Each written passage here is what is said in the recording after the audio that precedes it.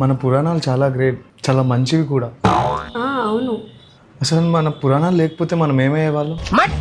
ఊహించుకుంటేనే చాలా దారుణంగా ఉంది. అవునవును, చాలా కష్టంగా ఉండేది మన జీవితం. అందులో నాకు రామాయణం అంటే చాలా ఇష్టం. ఓ, నాకు అందులో మహాభారతం అంటే చాలా ఇష్టం.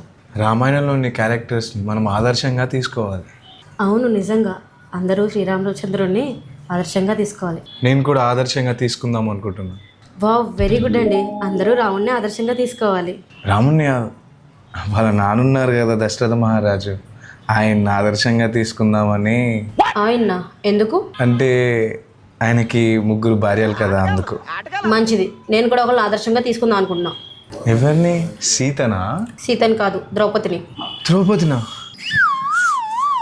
వద్దులే, నేనే రాముని ఆదర్శంగా తీసుకుంటా. ఎదనాటికి అలాడికే తీసుకుని కాఫీ తాగు.